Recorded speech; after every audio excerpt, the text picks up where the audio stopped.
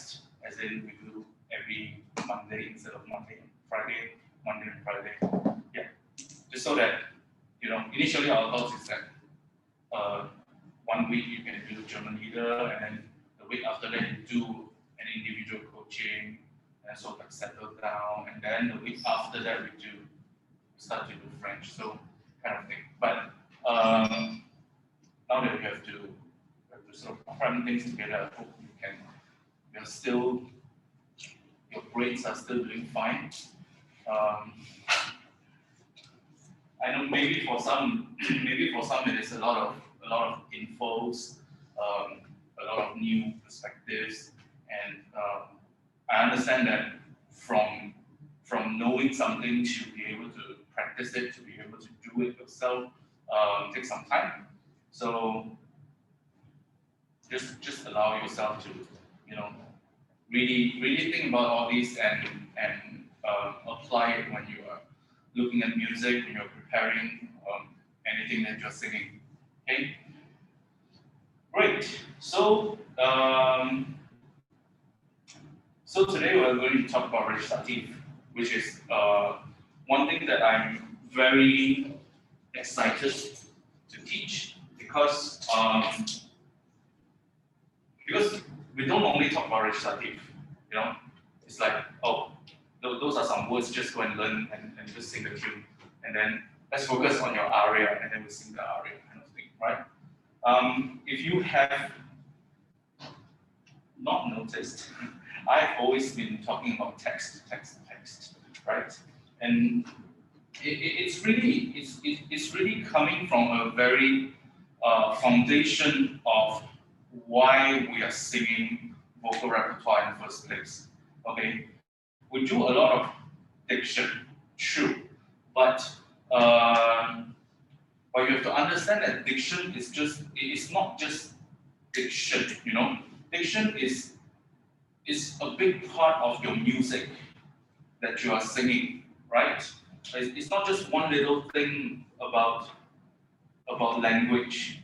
It's kind of like a violinist when a violinist is learning how to play a beautiful tune or a beautiful piece of music, and the teacher keeps telling the violinist, hey, you have to watch your tone.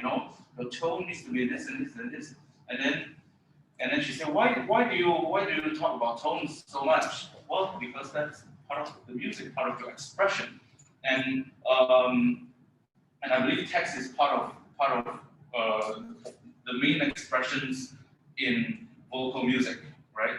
Because if you come from a foundation of how the composers actually compose music, it is all based on the text, because the music doesn't just come out of thin air, right? The music comes from what the composer understands the text about, right? So recitative is a lot of text. If you see those kind of online, you can find those translations, like those are the text and those are the translations.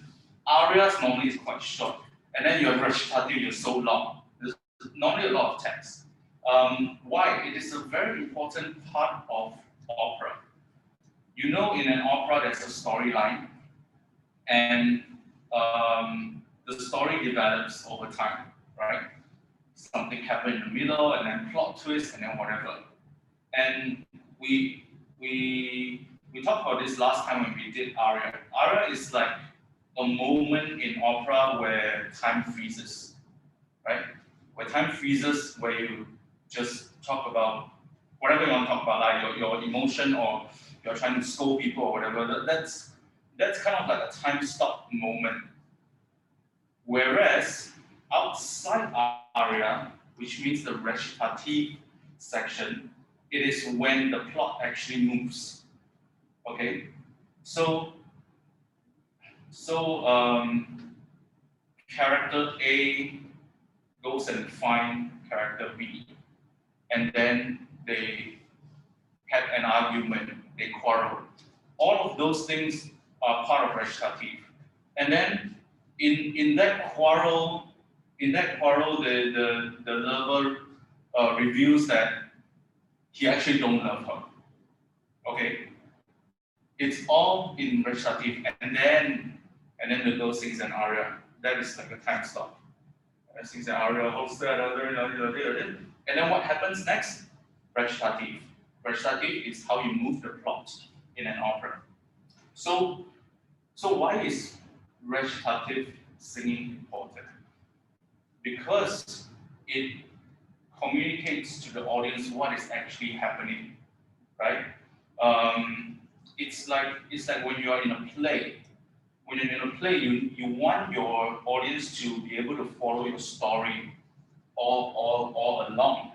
So in an opera, recitative is how you keep your audience alive and how you keep your audience follow along your story. But sometimes if we come and think about it, sometimes it's the opposite. People listen to arias, but then recite, you're just like, whatever, I don't know what they're talking about, kind of thing. Even if it is in English, okay? I'm not saying, okay, I don't understand because it's in Italian, not that kind of thing. I mean, even if you're singing for an Italian audience, the recitative will be something that you really need to work on. Professional singers will start always with recitatives. Okay? Because normally if you're hired to sing an opera, you know the aria, you know how it sounds, you know those things, and then you just start with the recitative first. So today we're going to explore how we actually interpret recitatives in different types of operas. So we have a few kind of nice mixtures today. We actually start from the one of the 24 Italian songs that you have, right?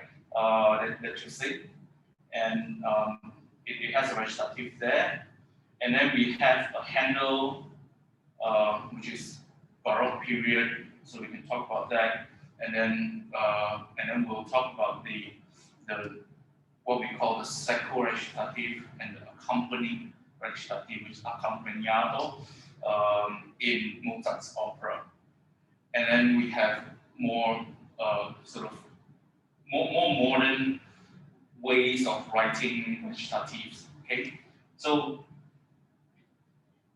yeah, as I was saying, if Alex doesn't come when his turn is there, then Logan will move with him, which means Elisa, you actually will sing. Okay, so Singkit will start, and then Mabel. Jiahui is not singing because Jiahui is not here and she's not feeling well. So after Singkit and Mabel, it will be Alex and Logan originally. If not, then they'll move to after the break, and Elisa will sing before the break. Okay, cool. Right. So I want to make sure I say everything that I want to say. Great. So today, what we essentially are doing are to talk about recitative in terms of a recitative aria kind of movement. Okay, because in this program we're trying to train you guys to be a solo artist. So you will be singing your recitative before your aria. Okay. So this we're talking about the recitatives before the arias, but not the general recitative where a few people are speaking together, those kind of things. Okay. Okay.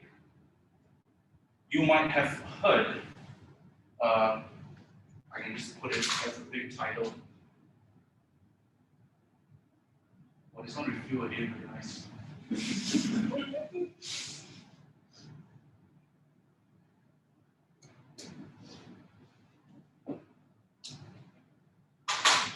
Sometimes people say aria is when you sing, and then recitative just like how you speak. Okay, just like speaking the text. Recitative in operas are not speaking. We don't just we don't okay, first of all we don't speak in opera, and even so, well, because we have notes, right? But even if we don't have notes, we will still be someone who is acting in a play, which means you need to use your voice to project. And there are a lot of things that you need to be aware of. For instance, speed. When you are talking to a, a big audience and you are trying to communicate a sentence, you cannot just say a sentence like this. People won't hear. Okay? You cannot just speak a sentence like this. Okay? You need a certain way of certain clarity in your delivery, even in plays, right? I'm not talking about those plays where you use mic. I'm talking about those plays like how they originally do it, in the uh, Renaissance era before they had operas. They do a lot of plays. Another Greek plays. Where do they do it? They do it in open space. Um, if you have seen places like the theater in Verona, where it's open outdoor, and then they have seats like all around, and then in the middle is the stage, right? Last time they used to do plays there, so they really project their voice, and also it's like without a roof, also without modern acoustic engineering to help your voice to project. So that was that was how they do it. Why do we know they really did it that way? Because people were very into the plays. Imagine you go into the play and then you cannot hear anything, you won't go anymore, right? People were very into those plays, and um, the, they really excite the audience. And what we have in sort of advantage is we have music on top of it. Okay, so we have music added into the libretto, and we are singing out.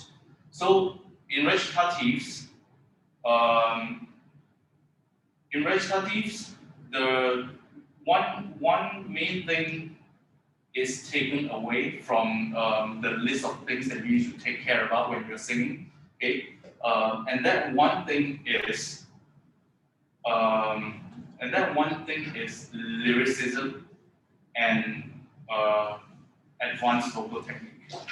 Okay, Elisa would disagree because hers is complete opposite. Because her recitative is vocal technique, but that's an exception. So um, so it already takes away your worry about being able to sustain a whole phrase, singing a very slow aria, that kind of thing. So a lot of your attention can be put to the delivery of the text, and of course, delivery of text will be based on what language you're singing in. Today we happen to have a few different languages, so we can explore that together. Okay, so when we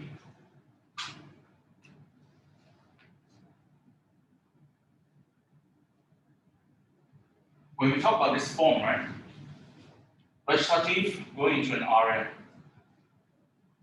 One thing that we need to sort out in our mind is to know what happens in the recitative, not just in terms of story, but in terms of energy, in terms of the journey of that person.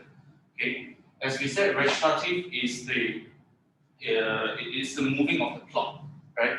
In the moving of the plot, there are a lot of things that keeps changing, right? Suddenly you're angry, and then you heard something, and then you get very upset, whatever. So there is a certain travel from the recit to where your aria is. So So we normally think it this way.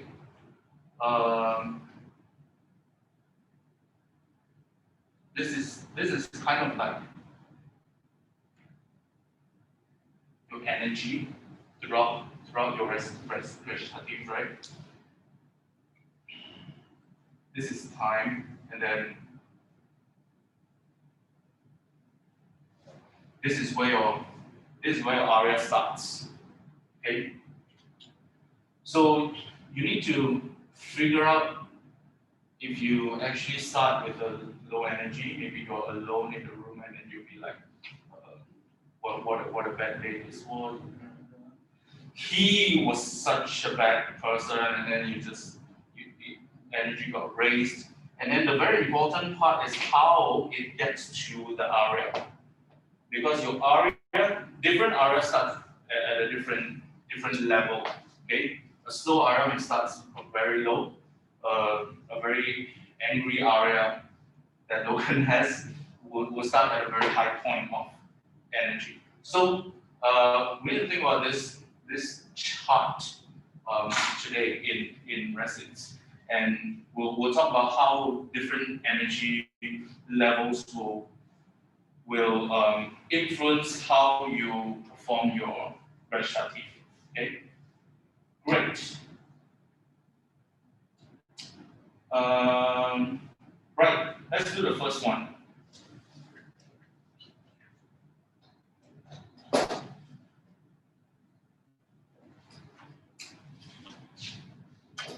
And then maybe remind me before yours, we'll talk about Italian poetry. In case I forget, which I always do. Okay. What is this? What is this recipe about? Yeah, it's like calendar website, I guess. Do you know what is this from? Where is this from? Like opera. Sorry, I forgot. Yeah, it's okay. We normally just know this aria. We don't really know that. Where's the opera? Yeah. By the way, this is I don't even know the character's name for this one. But yeah, okay. So first of all, what is aria talking about? The fire or something like that. Mhm. So it's a love song, right? But I don't know why it sounds like very, because like my heart has the flame that burns me something. Yeah. Okay. Well, so this is this aria, yeah. This aria sounds like this. Very low.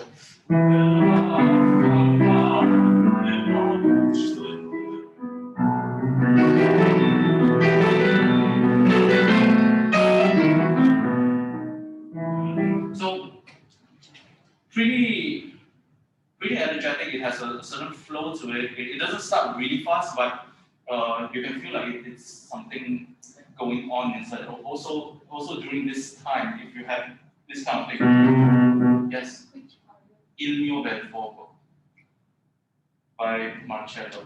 Do you have it? Pretty sure I put it in.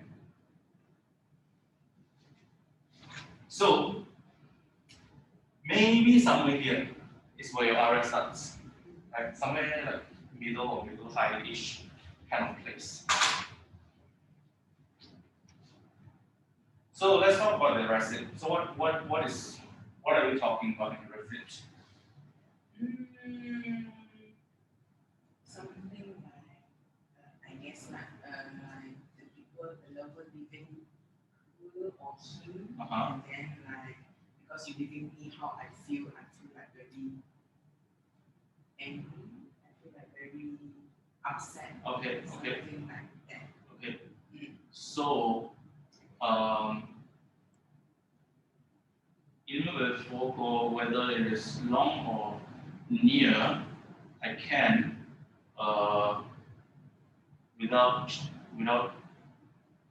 change ever without ever changing. Okay, for you dear pupil, like eyes. Ardera sempre, forever burning. Okay, very bad translation from my heart. Okay, so you're saying il mio bel fuoco. What is fuoco?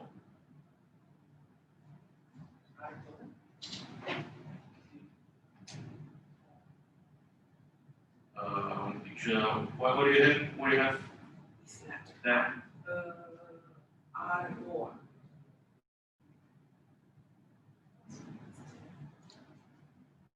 5. Yeah, I know that fuoco is fire, but fuoco is also a way of writing. Fuoco. Fun fact or extra fact. Fuoco, fuoco, core, cuore, just different ways of writing the same word. Okay. I think this one is older Italian cuore, and this one is newer Italian core. Does Italian actually follow like the old English or old Italian? I guess. Ish. There's not really an old Italian because Italian is a very new language. It was established only like 13th century, so it's very quite a young language. But before that, it went through a lot of changes from Latin and then a lot of regionalization of the language. So every region says things differently, and then during 13th, 14th century, they decided to have one sort of standard Italian. Yeah. But okay, il mio bel fuoco, fire. Okay, whether distant or nearby. Well, when you're saying il mio bel fuoco, it's already full of passion, right? So maybe it starts somewhere here. Right? It's not high notes, so it doesn't go so high, but fire. So maybe here.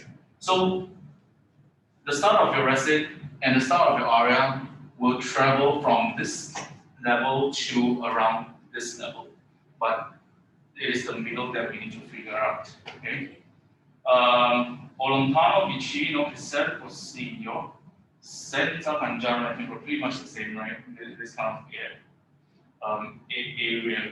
Per voi, care pupille. So you're addressing the person, okay? That will have a little bit swell, a little bit going up in the energy. So it's kind of like that. Okay. This kind of function. So this is your per voi. Yeah. So think of that. Think of that. Think of that journey when you're singing this recitative. Okay. Il mio bel fuoco, o lontano vicino, espressivo, senza cangiare sempre, e poi avremo mille a terra, sempre.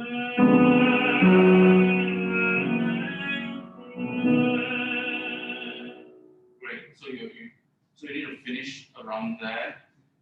The tone was pretty good. If imagine if her tone finishes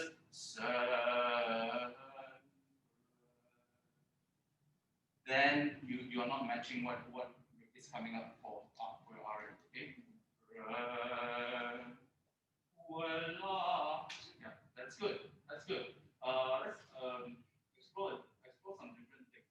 Why do you choose to breathe before celebrate? Couldn't you breathe at the common before Ardera?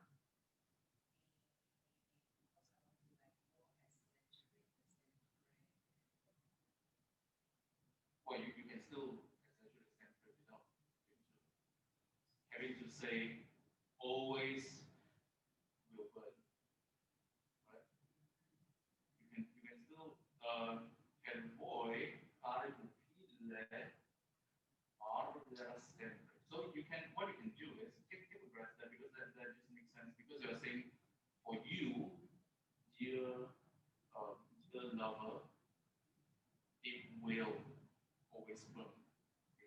amplify exactly what was heard. Yeah, so it just makes sense that you separate them. And also remember we talked about syllabification of Italian last time. In this case, if you are joining them, it will be care pupigliardera. So le and r will be together as one syllable if you are joining them. Pupigliardera, okay, which doesn't make sense because he put all the notes there. So take a breath there. Take a breath before the adera. Yes.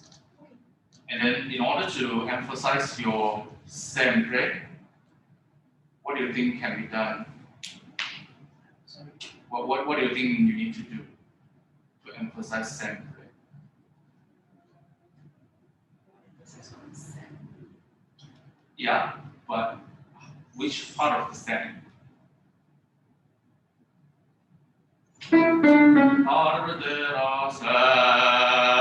Like that? Not really.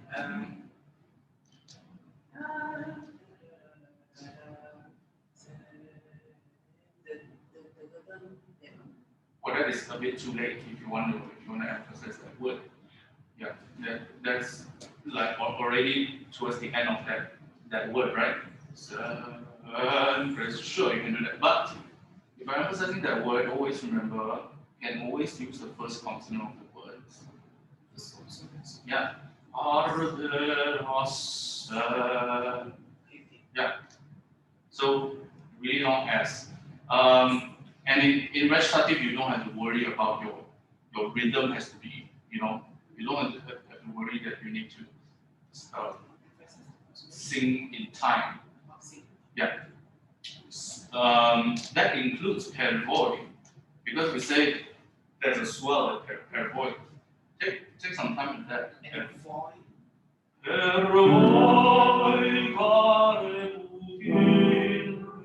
Yeah. So that you allow that to swell a bit. Yeah. Okay. So from senza mangiar mai Okay. Senza mangiar mai terre, per poi fare pupille a terra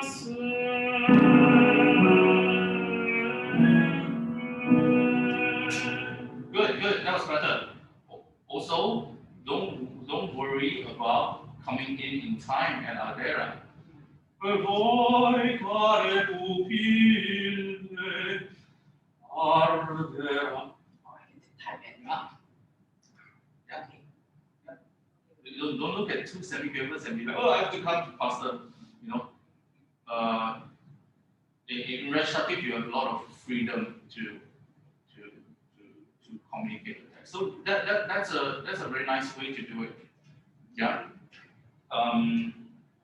Good. One thing that I think you can take out in terms of I will ask you to take out the rest. Lontano vicino che ser postio. Take out the rest. Yeah. There's like no breathing like continue. Correct. Okay. The reason I'll tell you guys after you finish. But this is a sentence. Lontano vicino che ser postio. So try and do that without the rest. So lontano vicino che ser postio. Senza splendere tu. Okay? Lontano. lontano vicino che foss'io, senza mangiar mai terre, e poi fare pupille a terra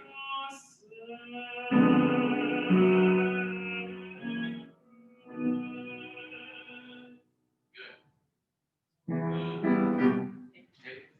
Yeah, just want to scare you. Okay, thank you. Thank you. So that one is not so dramatic, just a little bit like that only.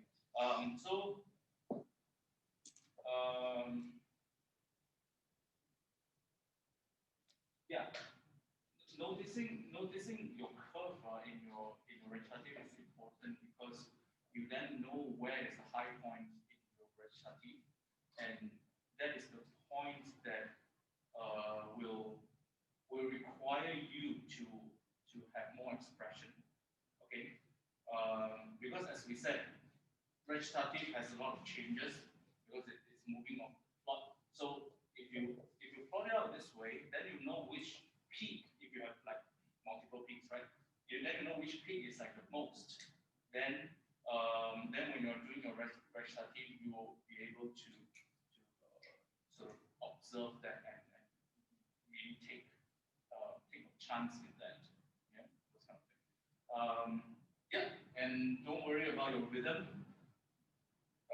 The reason I'll actually say it actually before Mozart.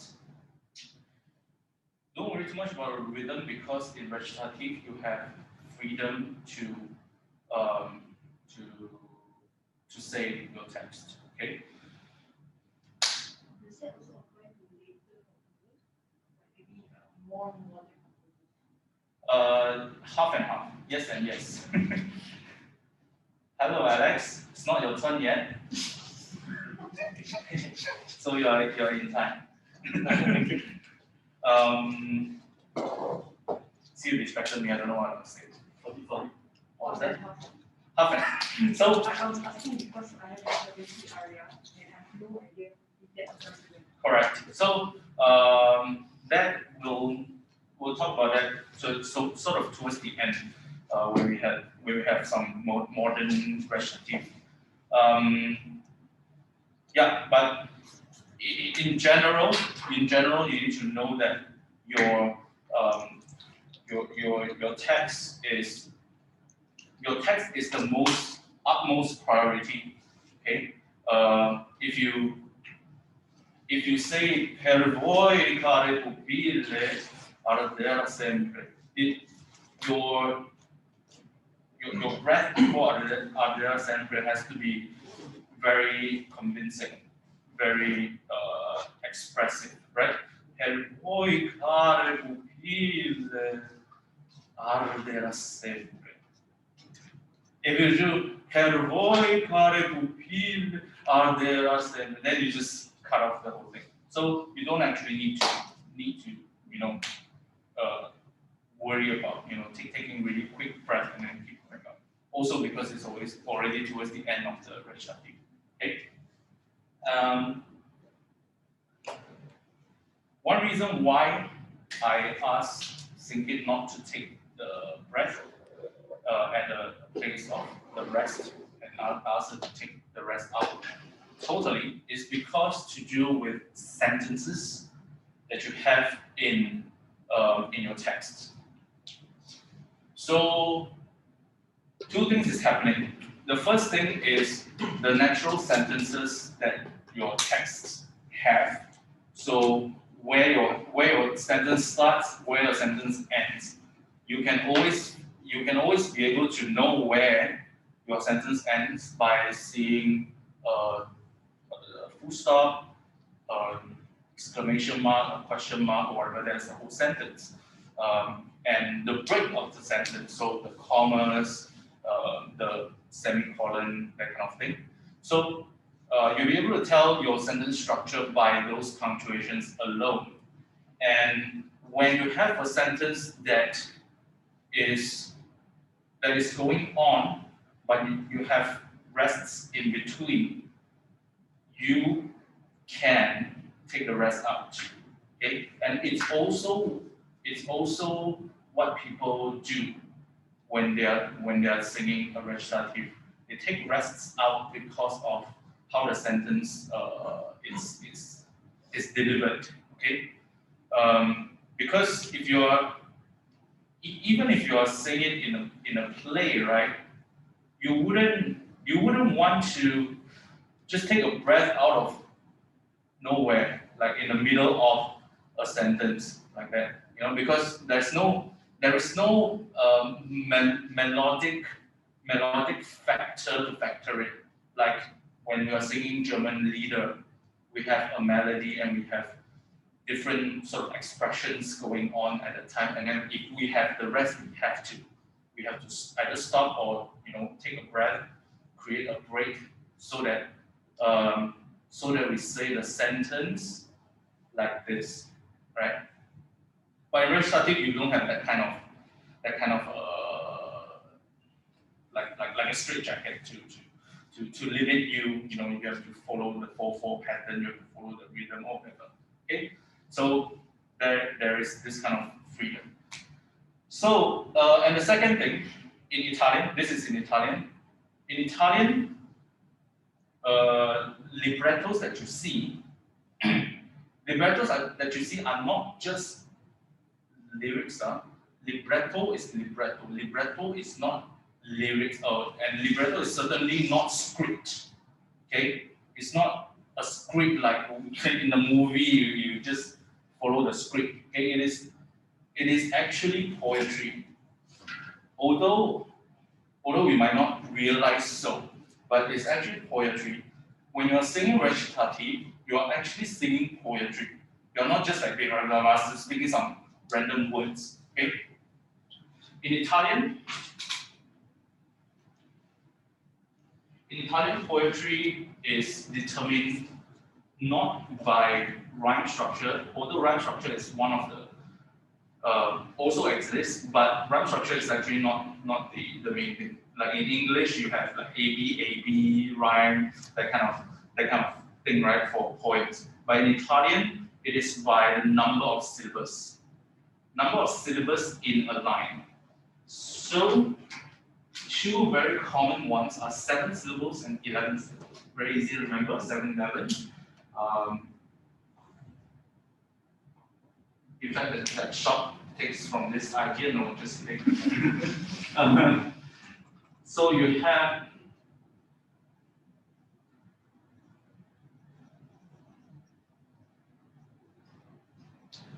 centenario and endecasillabo, which is the 7 syllable structure and 11 syllable structure. Those are the most common ones that you find in Italian. Okay, and although it is what we call 7 syllables, they might or might not be. This will blow your mind. They might or might not be 7 syllables in one line. Okay. The determining factor of whether that line is a 7-syllable line or 11-syllable line is on its stress structure. 1, 2, 3, 4, 5, 6, 7. Usually, so we have 7 syllables. Always, this is a stress. Shouldn't draw so good. Always, this is a stress. Okay. And then in the middle, you might have here, you might have here. Okay, doesn't matter. So you have da da da da da or da da da da da. So this is always a stress, and this determines that this is a 7-syllable line. But as you know, in Italian, sometimes you get words that stress at the very last syllable, right? Amore becomes amor, core becomes core, right? And it will end up here, and that line will end up being only 6 syllables that you see, but it's still a 7-syllable structure. Okay, because it follows that stress pattern. And there are also words like libero or gelida. And if those words are at the end of the line, you get da da da. So you get 8 syllables, but the stress is here. So that's still a 7-syllable line. Okay? And 11 works the same, so the stress is on the 10th syllable. So it depends on whether the word, the accent or accent, the stress word is where the penultimate or the first word at the end. Correct. Yeah. So if I'm counting, right? So if I'm counting, I look at the line and I'm counting. Da da da da da da. That will be a 7. If I look at the line and count da da da da da da da, it's still a 7. Because I da da da. Okay. Okay, and this leads to a very interesting thing that librettists do. They always use this is what we call metrics.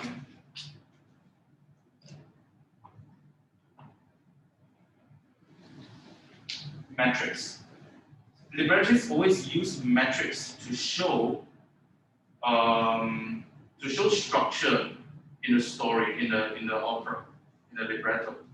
So they'll write lines in 7 syllables, 11 syllables, 7 syllables, 7 syllables, 11, whatever, 7, 11, 7, 11, and then they'll write like 4 lines on 8 syllables, on 8 syllable structure, and then or they'll write 8 lines on 5 syllable structure. Those are the moments where composers will write arias to it.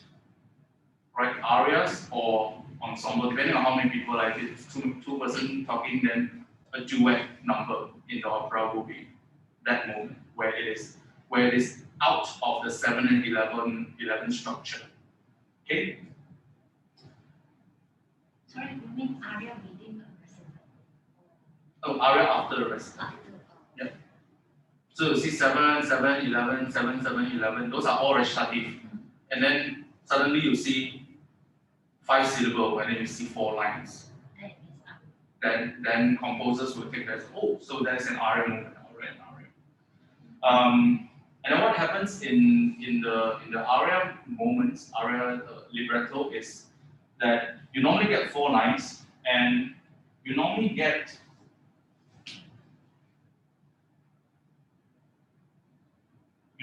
this kind of pattern. So this means the usual pattern. So you have 1 syllable at the end. Okay. So they will end that verse with a word that has a stress on that final syllable. And this is why librettists will change words like amore to amor. Okay? I didn't think of examples, but I think this would be an example. Good.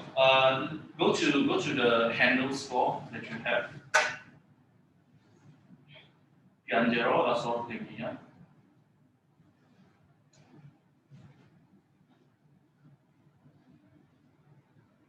I'm going to start counting.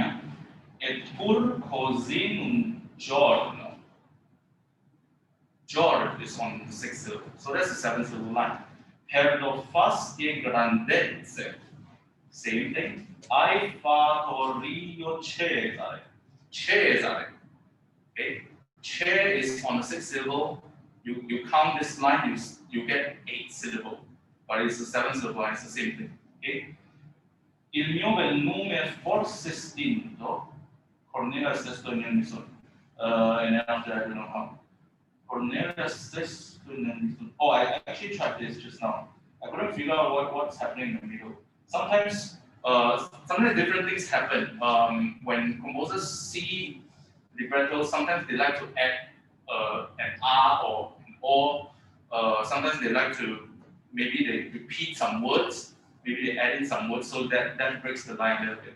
But the real thing is, go to the next page.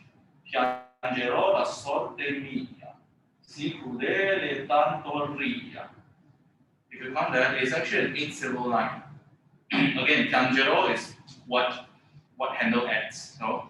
Handel says piangerò, piangerò. The original line will be piangerò la sorte mia. So that's an 8 syllable. Si crudele tanto ria. 8 syllable. So that's an aria moment. Okay. Why is this important? Because in your recitative lines, every time you see 7 and 11, and every time you have this moment, what normally happens is you have an appoggiatura No, not. Normally, what you see on the score will be two repeated notes. See this one.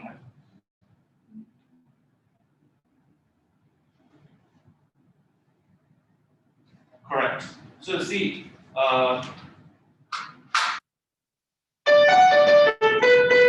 two repeated notes, two repeated notes, two repeated notes. Okay, and these are the moments where you have the choice of putting an arpeggiatura on top of it. Okay. But we'll explore whether you put or not. It's a choice. It's also a common practice during that time for people to just put an arpeggiatura. You don't need the composer to write it out for you. Why? Because some people will put an arpeggiatura from above, some people will put it from below. Some even having a fourth or fifth kind of lead, depending on the context, obviously. But the usual practice is to write two same notes. Okay, but this note will be the arpeggiatura that you put. Okay, great. So that's making the metrics. Right. So let's look at this handle aria. Well, rest it before the aria. But the aria, if you know this aria is just.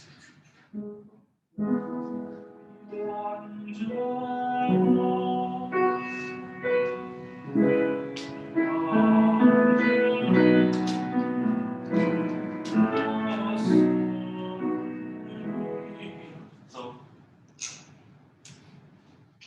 pretty down here. Okay, the aria starts at a very low energy. But how do we start this recipe? So who are you? What are you talking about in this?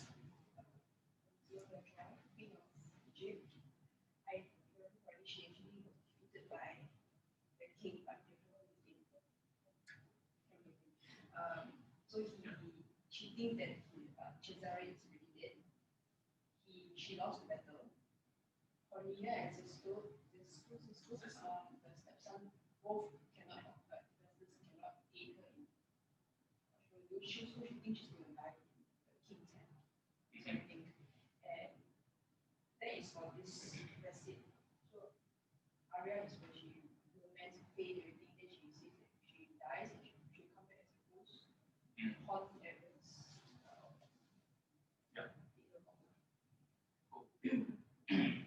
So that's where the aria starts. How do you start this one? Eppur così un giorno per lo fasti grandezze. I think it's more like she's surprised she lost, but at the same time she's like trying to understand that yeah, I've lost. Yeah. So you have that eppur così un giorno, maybe somewhere still like in the middle, and then maybe something changed at I fought Rio. It's like a sigh, right? I fought Rio, a sigh, so it comes down a little bit. Cesare il mio bel nome. It forces into. Talking about Cesare. Yeah. Yeah. Rather upset and describing Cesare. What's next? Cornelia says going nel son. Yeah, and looking at the contour of the line as well, or of the text as well, you know that it goes back out like Cornelia says going nel mi son nessuno darmi soccorso. So it's not a good thing that they are defenseless for her, right? So comes up. Nessuno darmi soccorso, oh Dio. And it's a cry to God. Non resta alcuna speme, altri per news. So your peak is so someone's turned at or before Odio kind of thing, right? Odio, that's all. So if you look at this goes down a little bit, and then it comes up, you have a peak. And then that peak doesn't take very long. Odio non resta alcuna spemia al vivere il mio. It's just that line before you need to start here. Okay, way below. So so first of all, you need to allow yourself a little bit more time to sort of like calm that whole thing down to that level, right? And then you have your harmony. Okay, let's try this.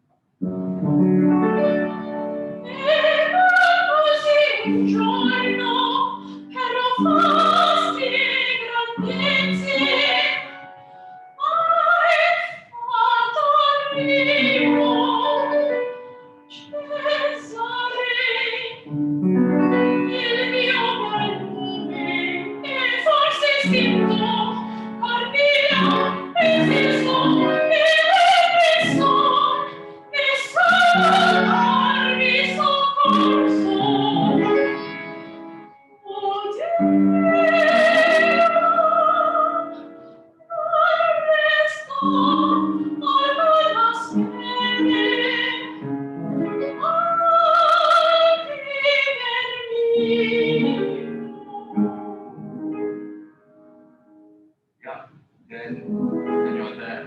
Okay, that's good. That's pretty good.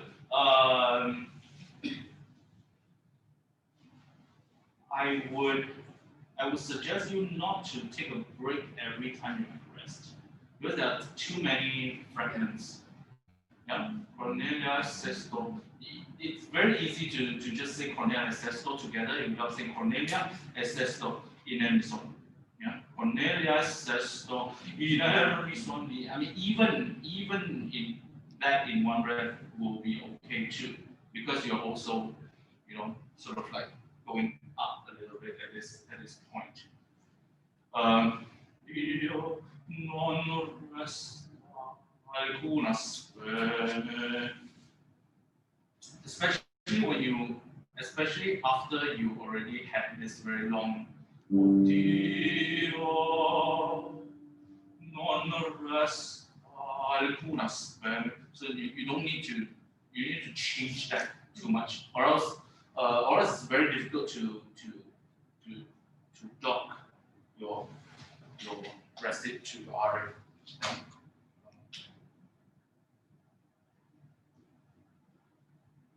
Is there a reason why computers love so many recits that are like unnecessary? Yeah, there is a reason. So, by the way, I say docking because it's kind of like when a ship docks at the pier, right? So you need to make sure that it docks very nicely to where your RA is. Right. The reason is because traditionally composers are required to compose music in a certain meter and a certain time. Okay. Of course, arias you then, because in arias you have a very clear musical structure or musical form to your music. Some might be 6/8, some might be 3/4, 4/4, whatever. But recitatives are all written in 4/4. Go and check. If you find a 3/4 recitative, let me know.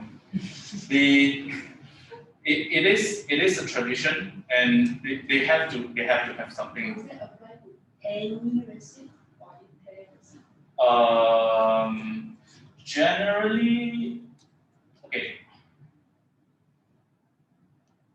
Because I've seen 3/8 before. After bel canto, maybe not anymore. Yeah, I'm talking about this time. Baroque, Mozart, up to bel canto.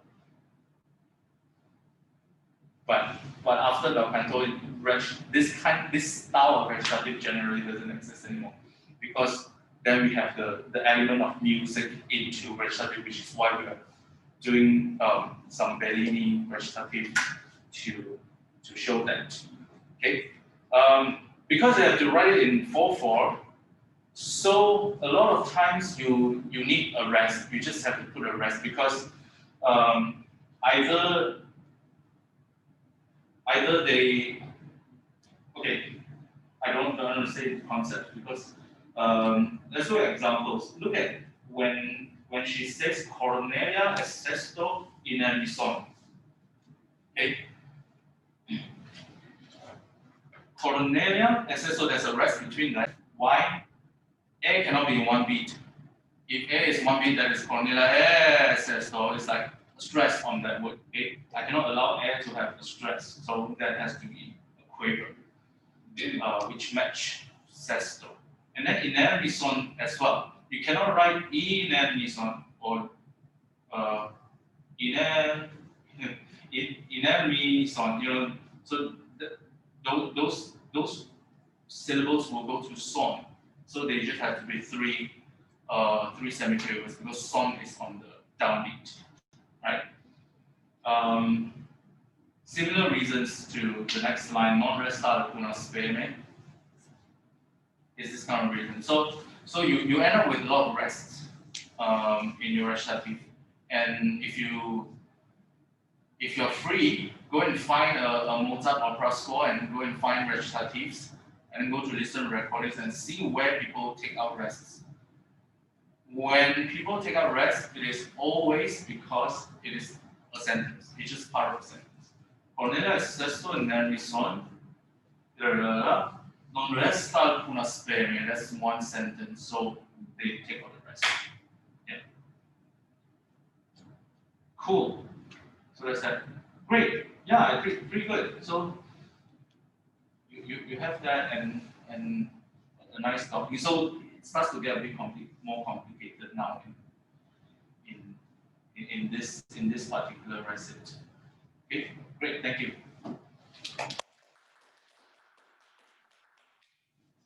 Yes. So you mean the composer write the rest is because we want to stress the E, but when we sing, we pick up the rest. Is it correct? Correct. Yeah, there's no other way for composers to write a better rhythm than to just put a rest there. Just making sure that you know how that text is going. You know, instead of Cornelia sesto. Cornelia sesto. A is very unimportant, so you cannot write a long note before A. And so when we are singing, we have to just look at what is the main sentence, and we can choose to take out the rest. Yeah, especially when it just flows. Yeah, you don't want to be like when it flows and when it starts to get a little bit upset, you'll be like Cornelia, estesto, in lison, then you're breaking that sort of build up. Yeah. Cool. Time for Alex. Okay. We'll keep the plan, yeah. Actually. So maybe the appoggiatura just now, Yeah. that is for Baroque period, is it? Baroque period Mozart. It's the same. If you have this kind of dry recit or secco recit, then in Rossini or Donizetti has that too. Then you do that too. Great. For second recitative, it's more so like the pianist or the accompaniment follows the singer. Correct. What about accompanimental recitative? Yeah, we'll talk about that when we are in Mozart. Yeah, half an hour later. Well, let's do Bellini, okay? But I don't know, he's gone. It's Logan. No, Logan will go after Alex. Yeah. It's okay. I'll give you 5 minutes. I'll talk 5 minutes. Okay.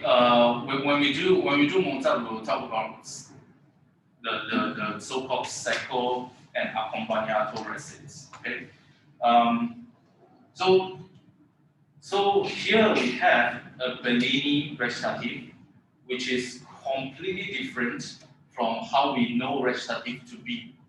Okay, recitative, as we said, it's moving the plot, so you get a lot of text going on, a lot of text to say, but in this particular moment, this recitative before the aria, for this Bellini aria, is very unique because it is in itself a display of vocalism for the singer, and um, and so if we say before that in recitative you don't have to worry about being able to sustain long phrases, being able to hit your high note, now you have to. Okay, this is a very contrasting moment, and it doesn't really happen a lot in opera. Okay, but when it happens, it is really for something really special. So if you look at the score, right, Bellini, this recitative comes out of an orchestra introduction, which starts the scene. Okay, that's, well, you know that it's recitative because it says recitativo first, and then you get a lot of interjection by the orchestra.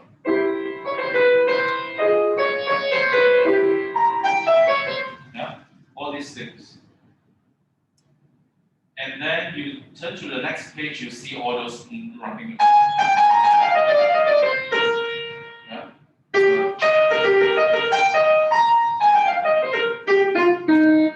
And then you have what people would think is an aria moment, where the orchestra starts to play something that is tuneful.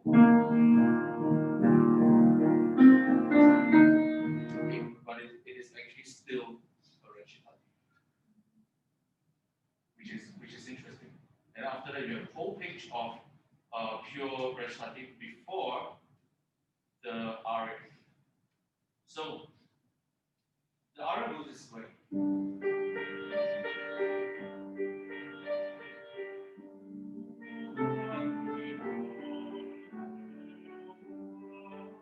So a very slow movement aria, very signature of Bellini's slow aria. So it's always like very down in the energy chart. But what is different in this one is that the so-called docking is done by the orchestra. The orchestra has a whole passage to bring the recitative to the aria. So that's one of the differences when you go further in history, and you find a lot of kind of bridges that the orchestra will play.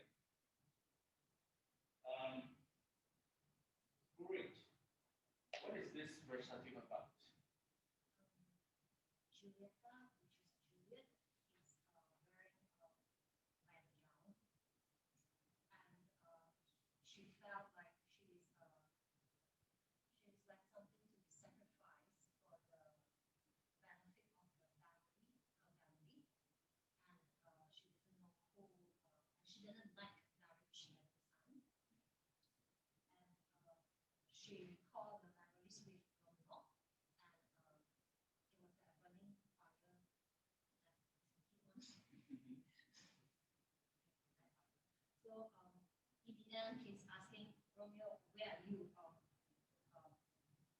Who can I actually ask for help or something like that before the orchestra? Yeah. So the fire is on the high energy. correct. And other than that, it's like low energy. Yeah. So So you see, when we start,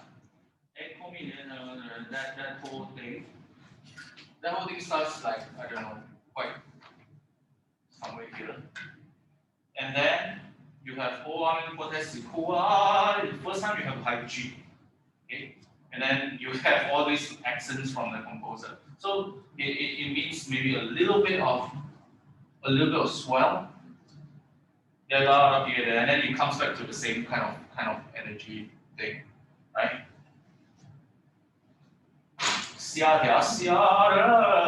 And then you have all those high notes and whatever like that twice. Then you have that section where the orchestra plays a tune. So that doesn't have a lot of different things throughout. Okay, so this is where the orchestra is. Yeah. Kind of like that. After that, there's Ardo, E major spirit also ends a little bit high, kind of like that kind of thing, and then you finish. So the orchestra does that for you.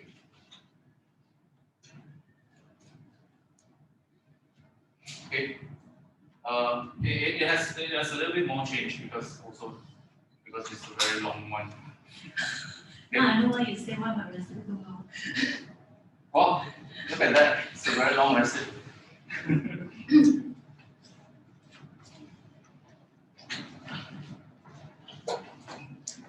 Yeah. Also, by the way, before her recipe starts, the orchestra does its own thing to start the piece and then go up and down until that very similar level of energy. Yeah. The orchestra starts at quite a high energy level.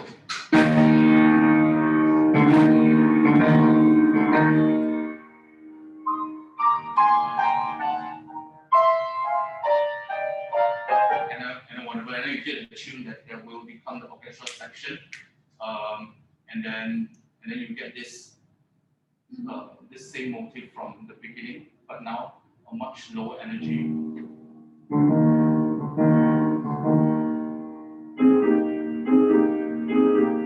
And the orchestra knocks itself.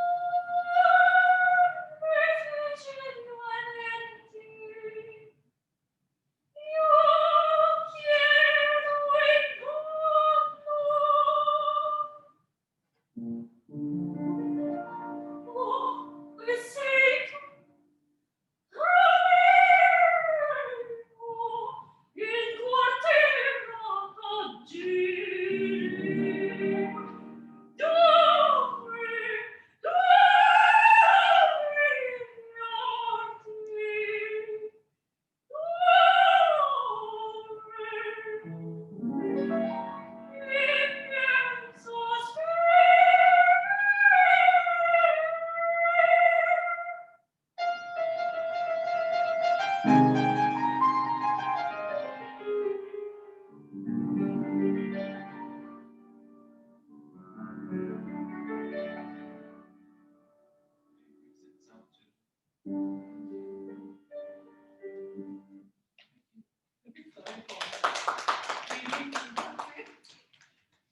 was pretty good. That's pretty good because now you have the element of singing in what? Not that you don't sing in recitative, okay, as I said, but now you have more element of singing in this particular recit. So generally it will stretch more, okay, because of this reason. But there are a few things that can still be done in terms of clarity of clarity of the general structure of sentences.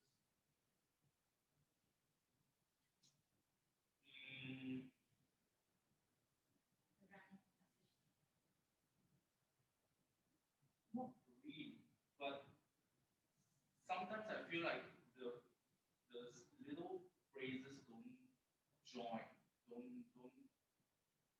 flow very well together, especially towards the end. So things like Ove sei tu Romeo.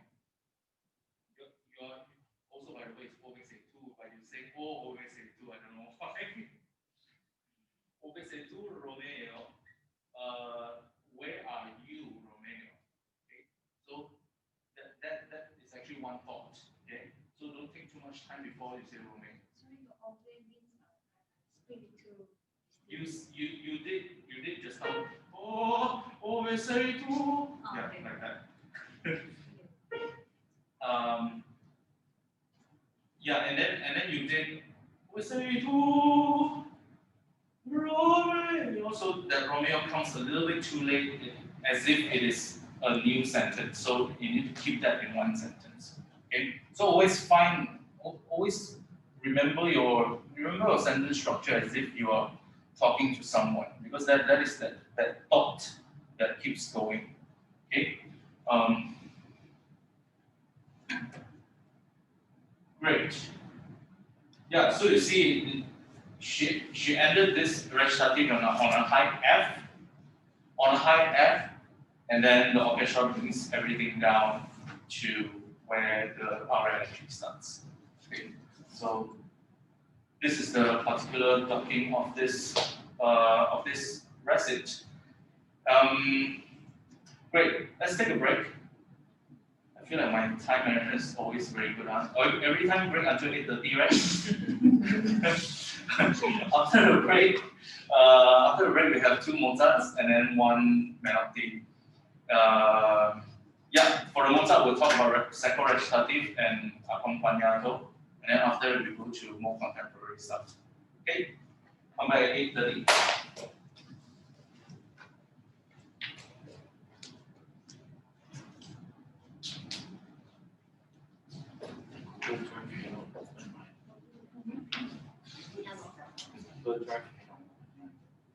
Can, but you must go in first. No problem. So she's email with everything. Just like ask you that. Actually, just now I opened evening cannot. Okay.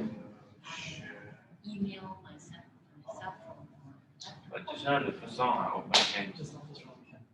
also good. Just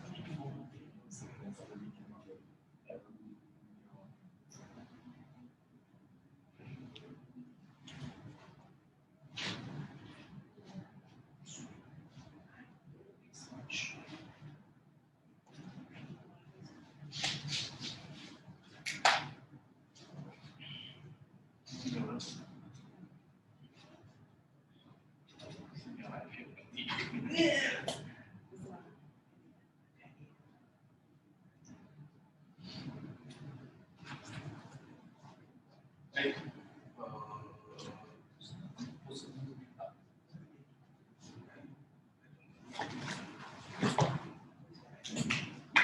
hello, open. why? FC Alex. Oh, Oh, is it your house?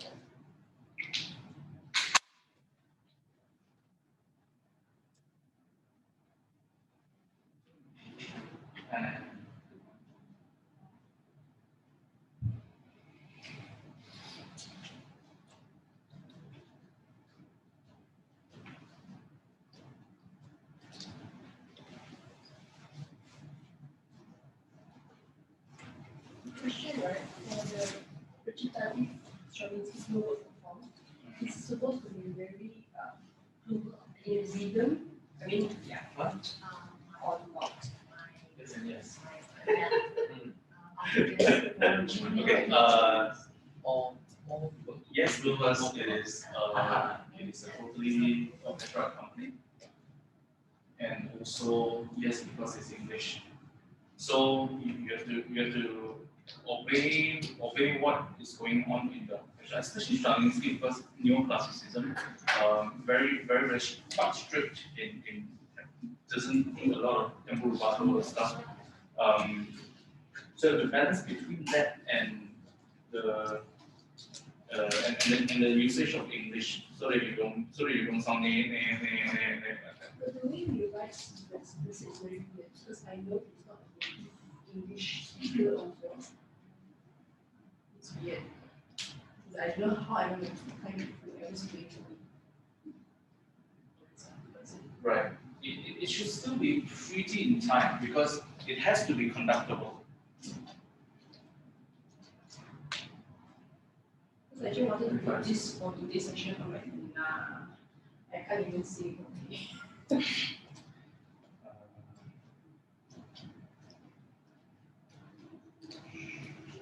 Ooh.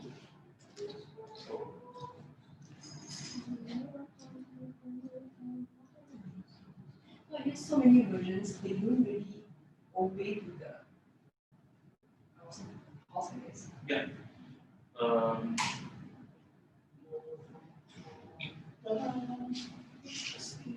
There's love nobleness. There's a little bit of that. And love not keep a Maytime vow in cities. This starting out. Love not keep a Maytime vow in cities. And love not keep a Maytime vow in cities. So you still need that Yeah, in your language. correct. But how does it apply with me ensemble wise to everyone's playing or orchestra? The ensemble will be in time, but you just have to like fit in time. Wow. Very fun on that. That's very small. So you can.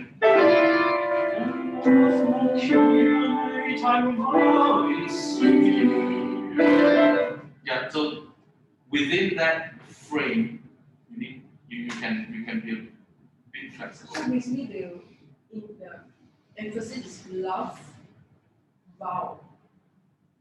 I guess. Can Sure, love yeah. not keep a Maytime vow in cities? Yes. So not try to make it into a very strict sort of rhythmic pattern, but sometimes when you, for instance, vowel is a stress. So vowel in will tend to have a little bit like a triplet feel. Da da da. Oh, in C. Yeah. Because I know I refer to like few singers doing this one. It's very speech like still. Yeah. So I'm like, I have to do this. Yeah. It's so different from Mozart's specific, like maybe Handel's specific also. I think the same concept applies, but at the same time it doesn't apply. Correct.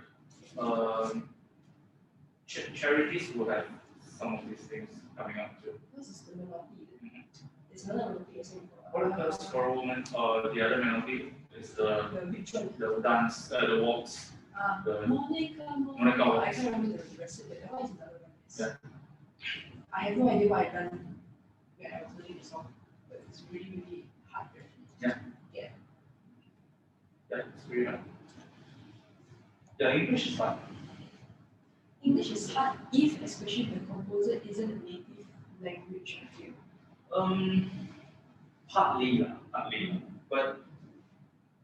but also, but even if it's native, you see Britain, you see, well, Britain has all this kind of rhythms because there is just no way to write that kind of natural inflection in the language into rhythm. So it's kind of expected that you just have to know the language to do that. Yeah. Barber as well. Yeah. I hate Papa written. Yeah, because you certainly cannot do like can love not give away time love. It's the finality to the score, but it doesn't sound much. Yeah, well, it's half and half. You know, the rhythm is all in there, but the text is also in there. So that's why the text needs to have a little liberty. Because I know for this particular recite the love, yes, love lost. It's still okay. Love answers him, love answers. That's why I have no idea whether it was supposed to be more lyrical or more recite like. It's a half like quasi. Yeah. Oh, when you have a long one, it's sing properly. Any tip for this particular recite? Huh? Any tip for me for this particular recite? Really go back to how you speak it. Find the important syllables to that, and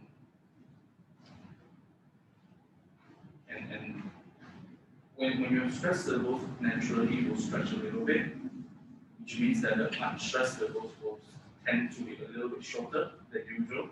But in doing that, at the same time, try to keep the rhythm that he writes. It's my help that has to be shifted because we're doing that together. Yeah. But you also can, because he needs my help, right? He needs is actually the more important one. So you can have more volume on that note. He needs my help. Yeah.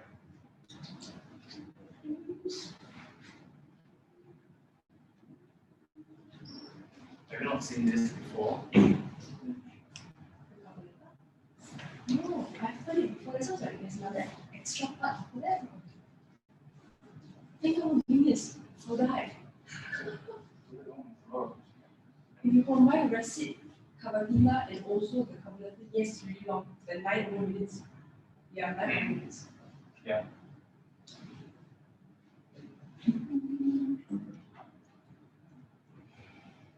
Okay, everyone is back.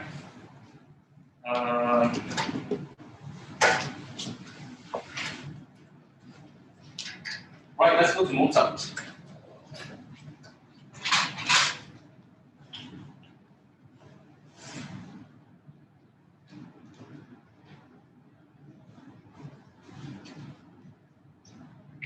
So in Mozart, we have secco and accompagnato. Before Mozart, we don't see accompagnato recitative. Okay, so what's the difference? An opera orchestra and an orchestra for the opera or for music in general, this time or before, are with a small string ensemble, sometimes some brass instruments, but usually string ensembles and a harpsichord. Okay, certainly for Mozart operas, not really for his symphonies, but for Mozart's operas, you always have a harpsichord playing in the recitatives, and those are when we have the so-called secco recitative. In Handel's time, the secco recitative is a little bit more complicated because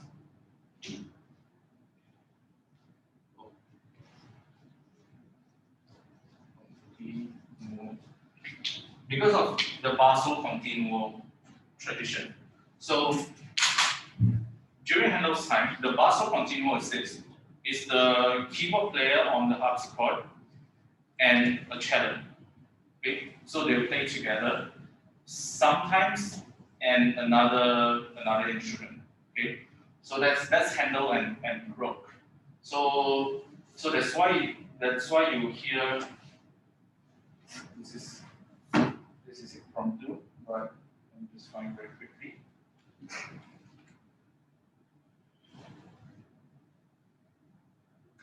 Oh, this one's piano.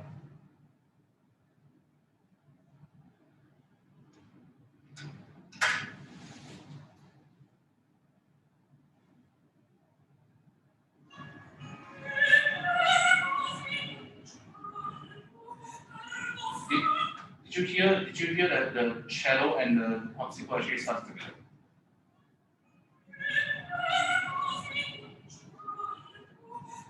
There's like one instrument before that. So what you hear is this. That's the cello, and then the very soft ding, ding, ding, that is the harpsichord. Okay, so that is the basso continuo that plays in a secco recitative. In Mozart's time, the harpsichord itself is played. Sometimes, do they play with the cello? Yes. Sometimes with the cello too. Okay. And that is what we call the secco, the dry recitative. Whereas accompagnato is when the orchestra plays. Okay, when the orchestra plays. So the Bellini that we heard before is a form of accompagnato, recitativo accompagnato. So in when you sing Mozart, you have to know which one you are actually singing. When you have a secco recitative, the way you sing that is actually different from how you sing accompagnato. Okay. When you have secco recitative, you have a lot of freedom because it's only the harpsichordist and the cellist that's playing with you, man. But if you have accompagnato, you cannot do whatever you want because the conductor has to control the whole orchestra to be together, right? So that there is a difference there. So the two Mozart that we have now are examples of secco and accompagnato. Okay. So the first one is Alex. When you have come mai credete before dalla sua pace. So if you find the score, that will be dalla sua pace. Okay, do you know what he's talking about? Yeah, basically, this is the entrance for Don Ottavio, and he wants to avenge Donna. Okay. Good. Do you know what happens before that? Before that was Donna Anna's aria, singing about her father being killed by a mysterious man. Yeah. No one knows who's the cop. No, she knows. During that time. What she knows. She knows. She's trying to tell Ottavio that it's Giovanni. Oh, yeah. Yeah. Have you heard that aria? That aria is crazy. It's called Orsai chi l'onore. It's a crazy aria for the soprano. And Ottavio being Ottavio, this person now. After that aria, he's still not convinced. He's like, it's him, man. It's basically that whole recitative lah. So because he says, how can this person be a killer? Giovanni is a very noble person. You know, he's a very famous person now. Very famous, sort of high class, a high class person. So he has doubt. He says, how can this person be a killer? But you love Donna Anna. So as a lover, as a friend, I just have to help her. There are only two ways to help her. What are the two ways? That's the very last sentence in your recitative. Either I lie to her, or I go and take revenge, okay, for her. So, by the way, and the aria starts.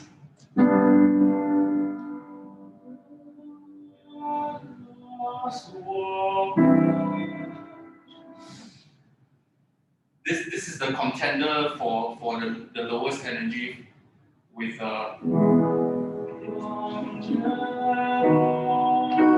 okay. So right here is is where RM is.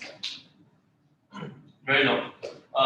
For my mind credit, I cannot believe how can this person kill. So disbelief, right? After Donana sings the RM. So somewhere up here. A riscoprire il vero in mezzo succedi to discover the truth is what I should do, right? So it's promising to be a good lover, basically, or a good friend, okay?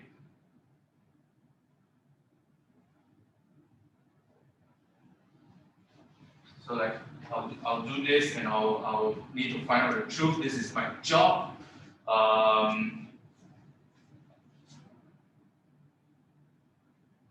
Yeah, and so there are only two ways. I just have to find out the truth or avenge. I just have to avenge, and then Ara starts here. Okay. So this one is actually a very special one because this generally goes this way, like that. Okay. Funnily enough, the another kind of example like this, where the recit ends at a very different level of energy, is also in the same opera. In Qualia Chesio Numi is Don Elvira's aria. So that one actually ends very low, and then aria starts to is like like that. So complete opposite. So this kind of thing is tricky because you need to find a way to change your character to be able to sing the aria. Okay.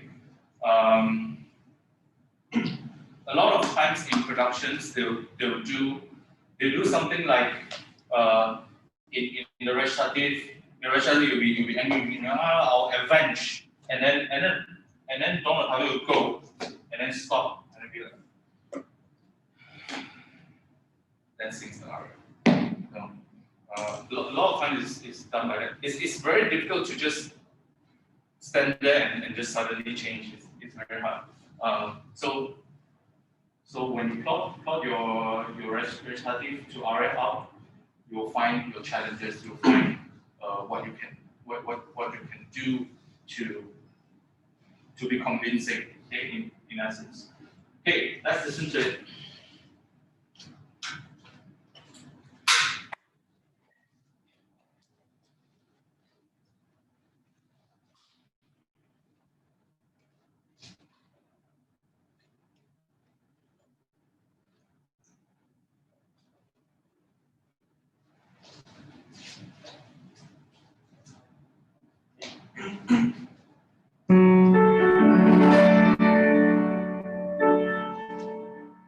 Come mai credeggio di sinero delitto, capace un cavaliero di scoprire il vero, di mezzo sinceri, io sento rispetto e di sposo ed amico, il dovere che mi parla.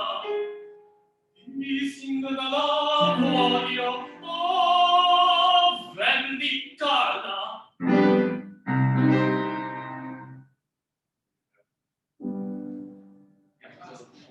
Okay.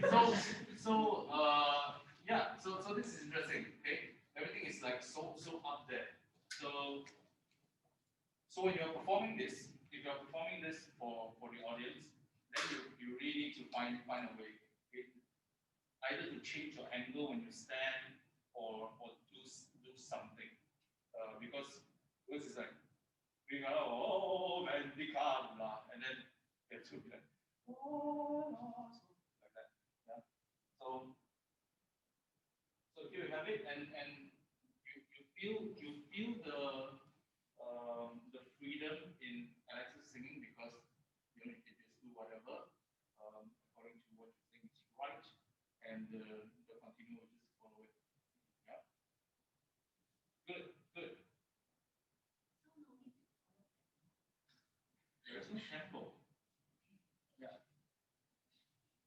There is no tempo. So composers have to write in 4/4. They have to write a certain rhythm for it. It doesn't mean that it doesn't mean that it doesn't mean that it's in rhythm. It doesn't mean that it is fast or slow. Okay. It's completely free for us to interpret.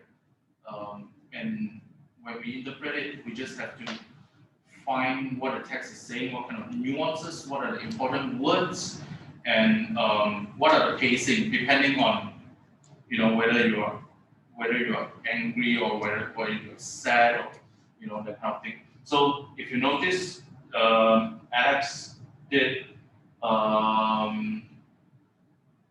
disco or the met saucy charity, he speed up here a little bit because of he's not getting excited. Yeah, so you get all these kind of things. Whereas the next one, you have an accompagnato. This one is under the other Mozart, a pre-tempo veloci. Okay. What is happening here now, Prado? So Figaro was left alone in the room. And basically, he was talking about his plans to trap Susanna, and then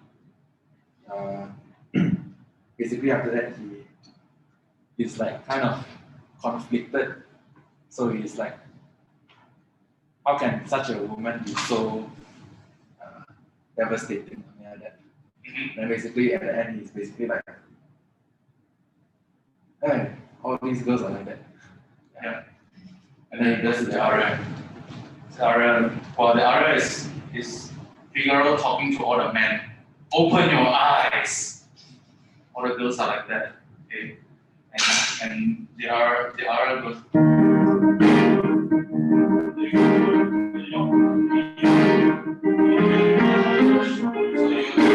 you have all that. So it's very song line.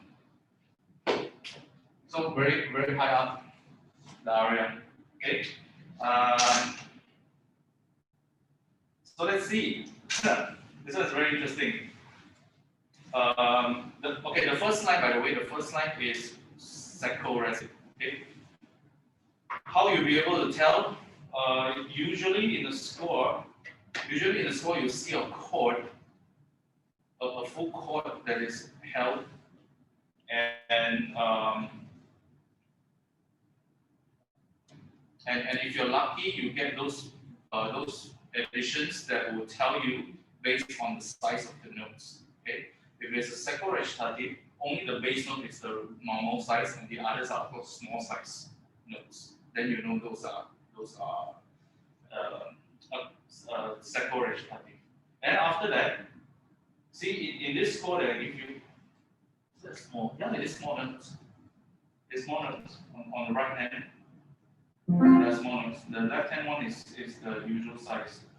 But anyhow, you know that the next thing is orchestra because it has RT, which means strings, bold. Those are all that. And after what you see are all recitatives, are accompagnato. Sorry. So always you see this kind of thing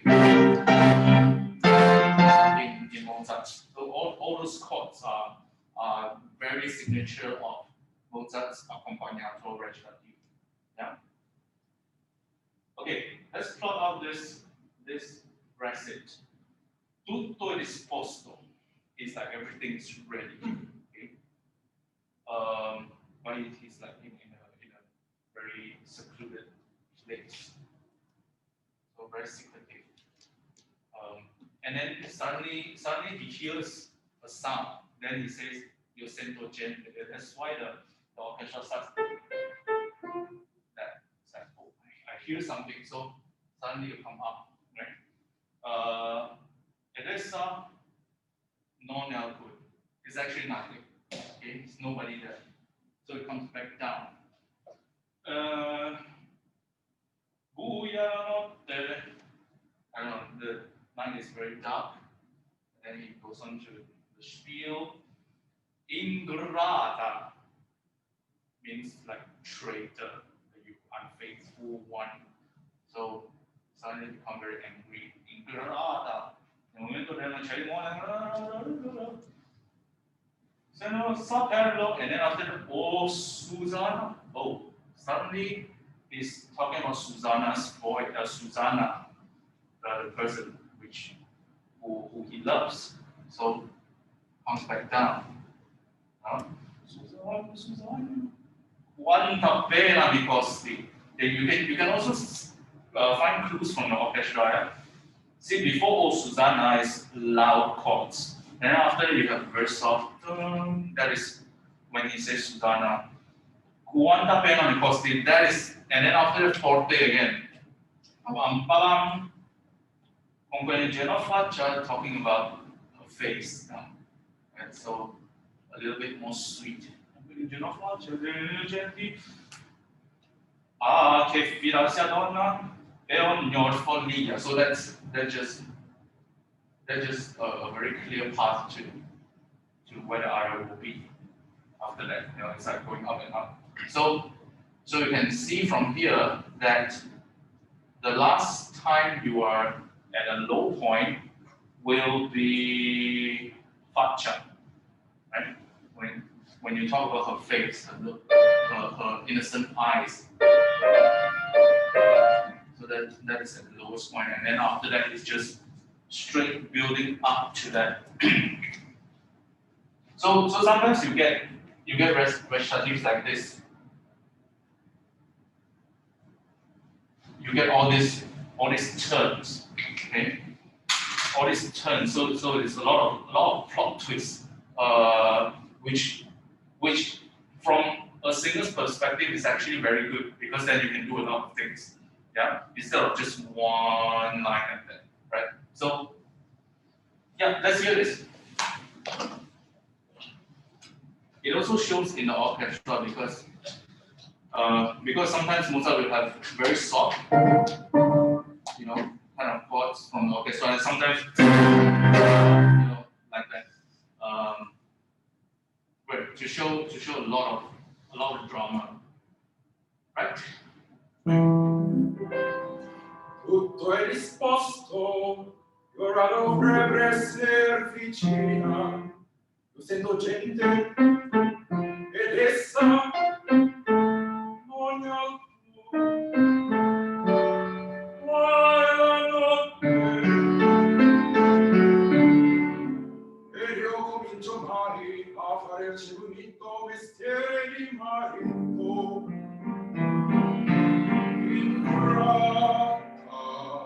Nel momento della mia cerimonia e godeva leggendo e nel vederlo io rideva di me senza saperlo.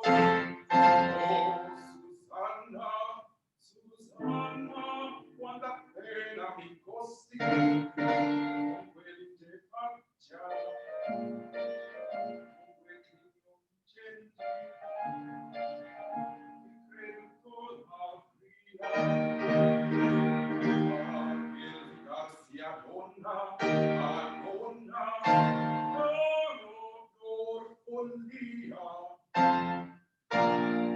So that's the perfect ending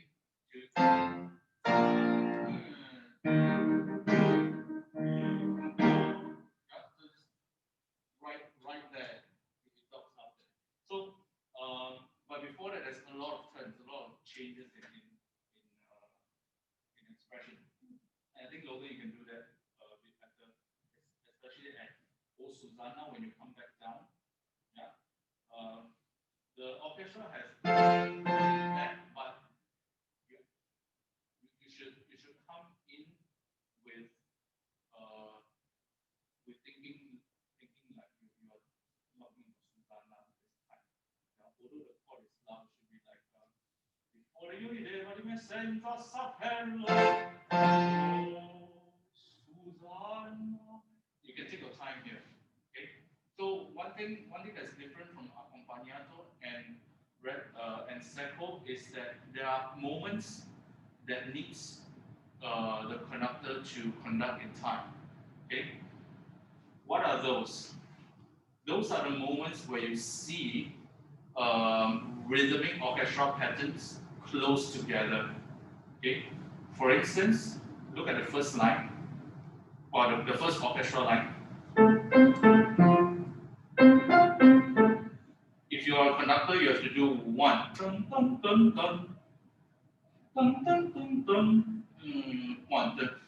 You just have to do that because that just has to be in tempo. There's no way that the conductor can do whatever. Okay. And then